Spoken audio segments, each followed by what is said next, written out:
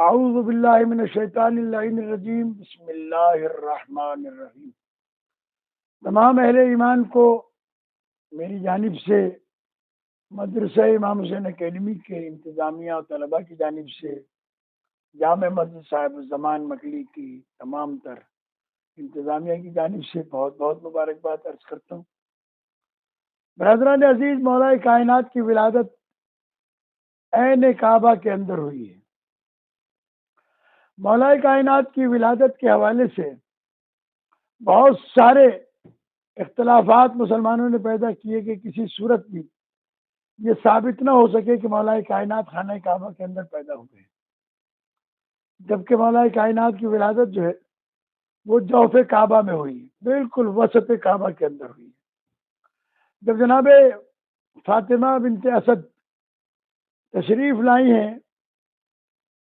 مولا کائنات کی ولادت کے حوالے سے خانہ کعبہ کے قریب، اور تو آپ نے دونوں ہاتھ خانہ کعبہ کی دیوار سے رکھے اور اپنے آپ کو دیوار سے چسپا کر کے کہا کہ اے اللہ، میں تیری وحدانیت پر بھی ایمان رکھتی ہوں اور تجھ سے تیرے بھیجے ہوئے تمام رسولوں پر بھی ایمان رکھتی ہوں، اور یا اللہ تو میری اس مشکل کو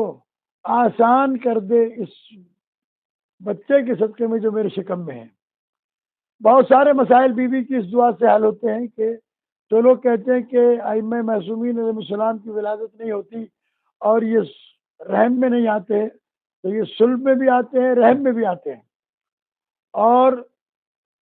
فرق یہ ہے کہ ہماری ولادت نجاست پر ہوتی ہے، ان کی ولادت طہارت کے اوپر ہوتی ہے، جیسا کہ زیارت وارثہ میں بھی پڑھا جاتا ہے اشہد انک کنت نورا فی الاصلاب الشامخہ والارحام المطہرہ۔ اے حسین، میں گواہی دیتا ہوں کہ بے شک آپ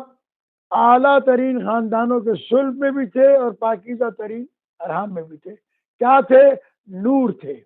اشہد انک کنت نورا، آپ نور تھے،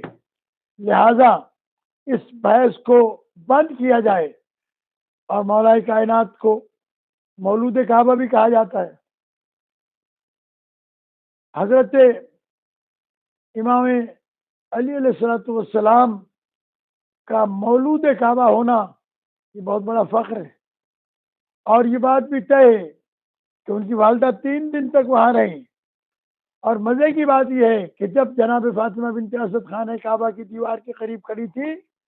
اور دیوار شق ہوئی اور فاطمہ بنت اسد سلام اللہ علیہ اندر چلی گئی، تو سارا مکہ باہر نکل آیا،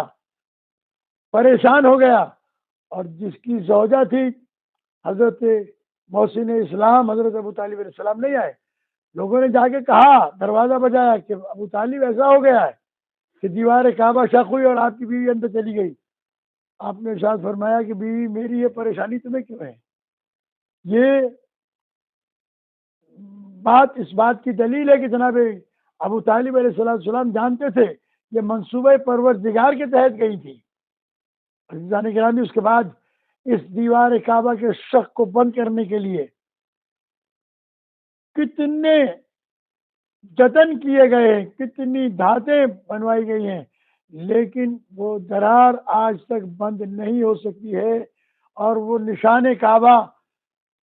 ابھی تک باقی ہے جناب ابو طالب علیہ السلام کی ولادت گاہ کا۔ اور جناب ابو طالب کے بارے میں یہ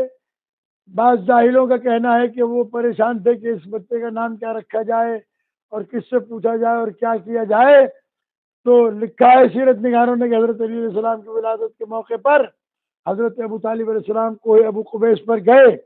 اور دعا کی، یا رب ھذا الغسق الدجا والقمر المنبلج المزا بین لنا من امرک الخفی ماذا تری فی اسم ذی الصبی۔ اے اللہ بتا تو صحیح کہ اس بچے کا میں نام کیا رکھوں۔ تو لکھا ہے روایات میں آسمان سے ایک تختی اتری اور اس تختی کے اوپر لکھا ہوا تھا، یا اہل بیت المصطفیٰ النبی، اے نبی مصطفیٰ کے اہل بیت، خصصتم بالود الزکی، اور تم جو ہے وہ مخصوص کر دیے گئے ہو پاکیزہ محبتوں کے ساتھ، ان اسمہ من شامخ العلی، اس کا نام اعلیٰ ترین علی کی جانب سے رکھا گیا ہے. اعلیٰ من اشتق من علی، علی من اشتق من العلی، علی نے اس کا نام اپنے نام سے علی رکھا ہے. اللہ تبارک و تعالی تمام مومنین کرام کو مولا کائنات کی ولادت مبارک ہو، اور اپنے عقیدہ اور ایمان کے ساتھ زندگی گزارنے کی توفیق عطا فرمائے. السلام علیکم ورحمۃ اللہ.